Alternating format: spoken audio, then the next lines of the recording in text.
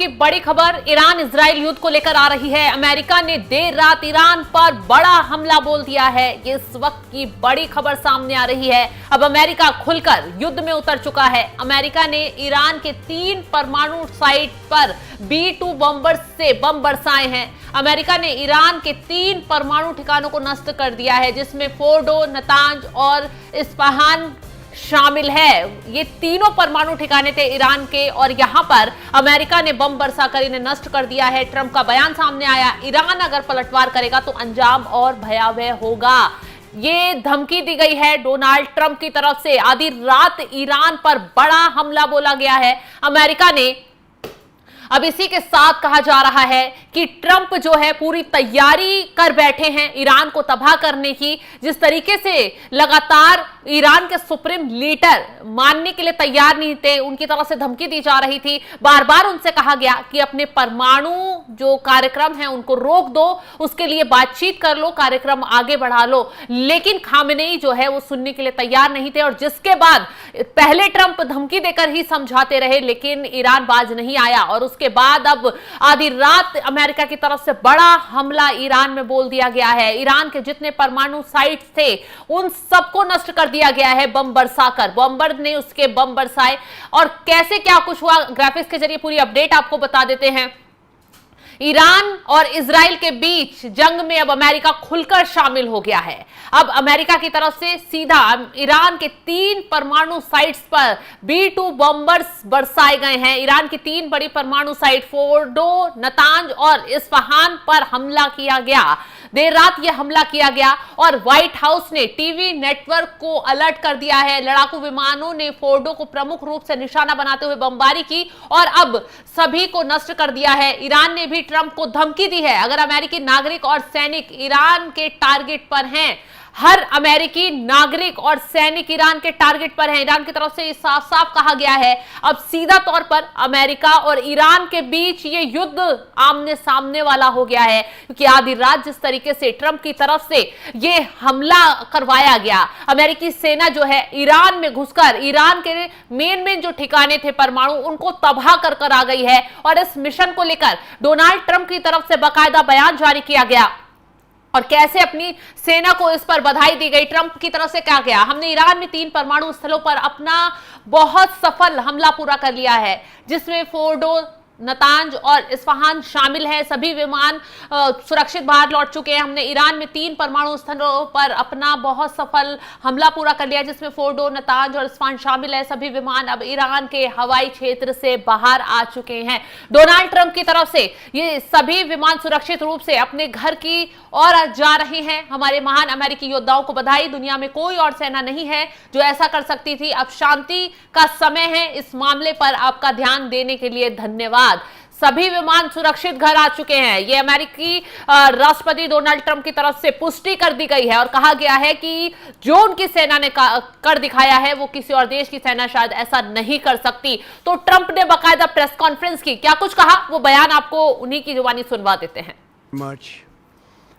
A short time ago, the U.S. military carried out massive precision strikes on the 3 key nuclear facilities in the Iranian regime: Fordo, Natanz, and Esfahan.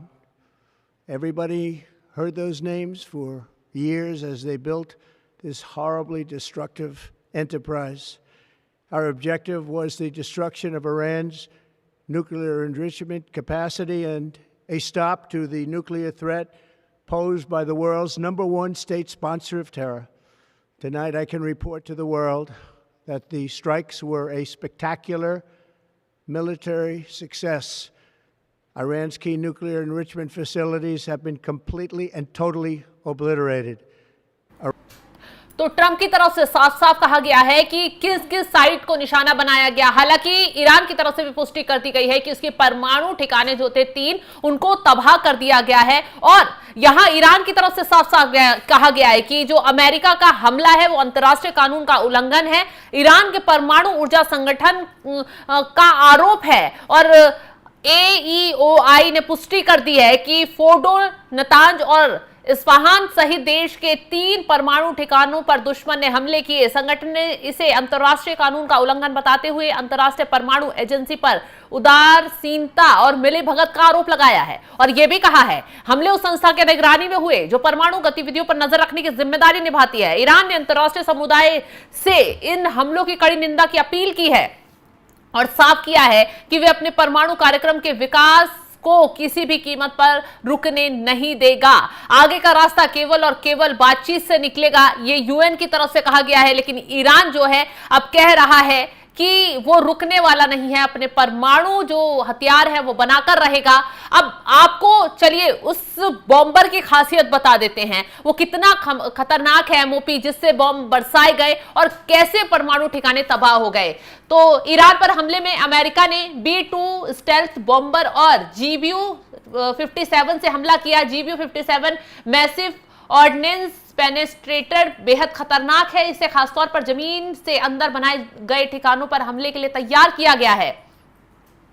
इसके साथ ही यह मजबूत से मजबूत bunker और tunnel को तबाह करने में सक्षम है। यह मिलिट्री जीपीएस से चलता है, कठिन से कठिन लक्ष्य को भी भेदने में कामयाब रहता है।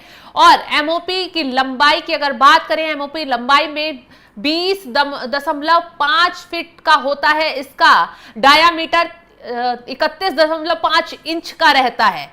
तो ये कितना खतरनाक है ये हम आपको बता रहे हैं। 30,000 राउंड से कुछ कम वजनी होता है। एमओपी के अंदर 5300 पाउंड विस्फोटक होता है जो भारी तबाही मचा सकता है। एमओपी जमीन के 20 फीट अंदर जाकर धमाका करता है। ये अपने पहले के हथियार BLU-109 की तुलना में 10 गुना अधिक घातक है। तो हमने आपको बताया कि जिस एमओपी से बम बरसाए गए, जिससे घातक वार किया गया, जो बॉम्बर लेकर गए थे, बम बरसाए गए थे, ये एमओपी कितना खतरनाक है, कितनी तबाही इसने ईरान में मचा दी है, ये आप इसका अंदाजा लगा सकते हैं। क्योंकि 200 फीट अंदर जाकर ये धमाका कर सकता है। और सबसे खास बात यह है कि ईरान के जो परमाणु ठिकाने थे वो एक ऐसी जगह पर थे, जमीन के इतने अंदर थे और इतने सख्त बंकर बनाकर उन्हें सुरक्षित जगह पर रखा गया था कि कोई सीधा हमला वहां नहीं कर सकता था और कहां वहां पर डायरेक्ट कोई नहीं पहुंच सकता था। लेकिन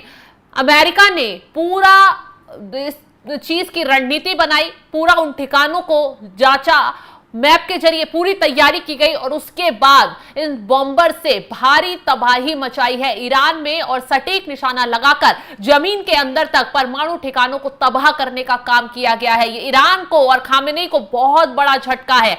लेकिन अब ऐसे में सवाल यह खड़ा हो रहा है कि इतनी तबाही ईरान में मची हुई है, लेकिन उनके जो सुप्रीम लीडर है खामेनी, वो आखिर कहां लापता हैं? खामेनी निकलकर सामने क्यों नहीं आ रहे हैं? खामेनी कोई बयान जारी कर क्यों कोई आपत्ति नहीं जता रहे हैं? आखिर खामेनी गए तो गए कहां? क्या वो किसी मिसाइल का निशाना बन गए? क्योंकि हाल ही में खबर आई थी, सोशल मीडिया पर तमाम खबरें फैल रही थी कि खामेनी जिस बंकर में, जिस जगह पर छुपे हुए थे, वहां पर इजराइल की तरफ से ताबड़तोड़ तरीके से बमबारी की गई और कहा जा रहा था कि खामेनी और उनका परिवार उसी जगह पर बंकर में छुपे हुए थे।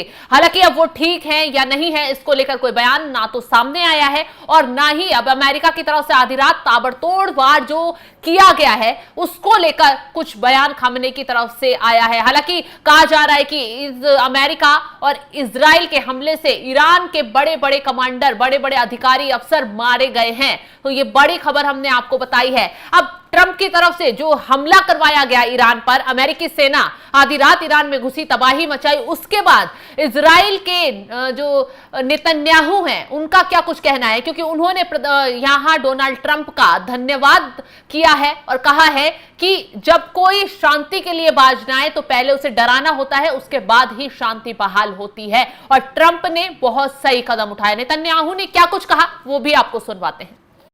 Congratulations, President Trump. Your bold decision to target Iran's nuclear facilities with the awesome and righteous might of the United States will change history. In Operation Rising Lion, Israel has done truly amazing things. But in tonight's action against Iran's nuclear facilities, America has been truly unsurpassed. It has done what no other country on earth could do. History will record that President Trump acted to deny the world's most dangerous regime the world's most dangerous weapons.